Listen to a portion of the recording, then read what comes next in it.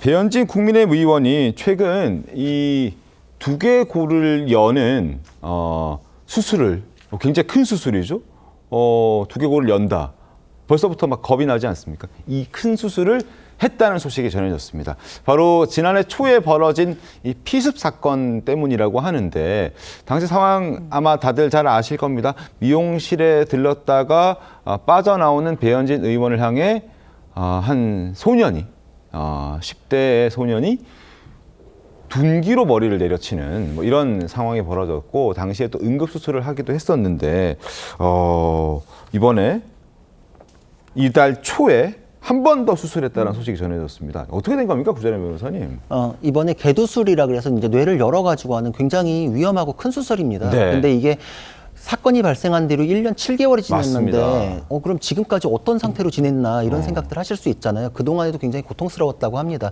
이명이 들리고 뭐 환청이나 이런 것들이 있고 어지럼증이 있고 이제 뭐 이런 경우에는 시력도 잘 안 맞거든요. 최근에 안경 쓴 모습도 자주 봤는데 아마 그랬던 게 아닌가 이런 생각도 들거든요. 이게 근데 초반에는 계속 이런 증상이 왔으나 배현진 의원이 처음에 수술을 했기 때문에 수술이 다 됐고 그 이후에는 외상후 스트레스 장애나 이제 이런 식으로 트라우마가 작동해가지고서 내가 심리적으로 불안정하니까 이런 불편이 있나 보다 그러면서 참고 했어요. 근데 네. 그 이후에 도저히 이거는 심리적인 요인이 아닌 것 같다라고 해서 정밀 검사를 받았고 뇌 아래쪽 부분에 뼈가 잘못되어 있는 부분이 있다. 이것까지도 제대로 바로잡는 수술을 해야 된다라고 해서 뇌를 여는 개두술을 해야 되는데 큰 수술이고 위험한데 또 정치 일정이 워낙에 또 좀 엄중한 상황들이 계속 이어졌었잖아요. 네. 그러니까 계엄, 탄핵 이렇게 이어지면서 잠깐도 자리를 비울 수 없는 상황이기 때문에 수술 일정도 굉장히 좀 미뤄져 가지고 잡힌 게 지금 이제 1년 7개월 만에 재수술을 한 걸로 이렇게 알고 있습니다. 경과는 좀 어떤가요? 경과는 좋다고 합니다. 그런가요? 근데 이제 수술 자체가 워낙에 위험했고 네. 또 뇌라는 게 워낙에 민감한 부분이잖아요. 그러니까 안전가료를 더 해야 될 겁니다. 그렇군요. 이명의 뭐 어지러움증 그리고 두통 여러 가지 후유증을 겪고 있었는데 여러 가지 정치 일정상 1년 7개월이나 견디다가 수술했다라는 소식이 어제 전해졌습니다. 피습 당시에 배현진 의원의 얘기를 보면 죽음의 공포까지 느꼈다라고 할 정도로 굉장한 충격. 거의 뭐 머리를 둔기로 10대 넘게 맞았으니까 그럴 수도 있을 것 같습니다. 의정 활동에도 굉장한 지장이 있었을 것 같아요. 정우성 위원님 어떻게 보십니까? 예, 이 사실 끔찍한 사건인데요. 네. 저희가 이제 정치인들이 정치 테러를 당했을 경우에는 저런 끔찍한 사건도 별거 아닌 것처럼 이 사람들이 이야기를 하는 경우가 많습니다. 특히 호불호가 갈리는 정치인 같은 경우에 네, 제가 아침에 이제 저 기사를 보면서 저도 좀 댓글들을 잘 안 보려고 한 댓글을 봤는데 저런 그 개두술을 받았다라는 기사에도 댓글들이 보면 뭐 어쩌고저쩌고 별로 안 좋은 댓글들이 많습니다.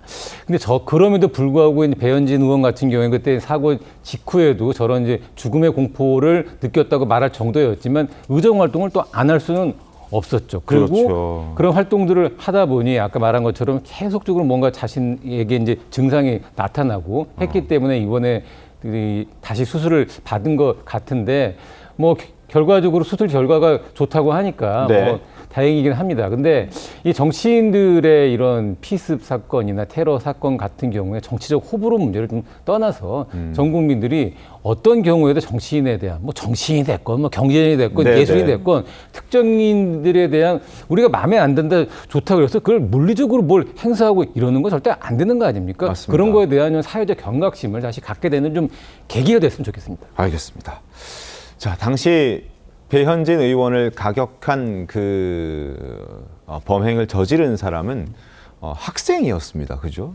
당시 15살 중학생으로 알려져 있는데 처벌이 나왔나요? 어떻게 됐나요? 네, 처벌이 나왔습니다. 1심 결과가 나왔는데요. 징역 1년에 집행유예 2년, 또 이 기간 동안 보호관찰을 받을 것과 이 보호관찰 기간 동안 정신질환의 치료도 함께 받아라 라고 함께 명예해줬습니다.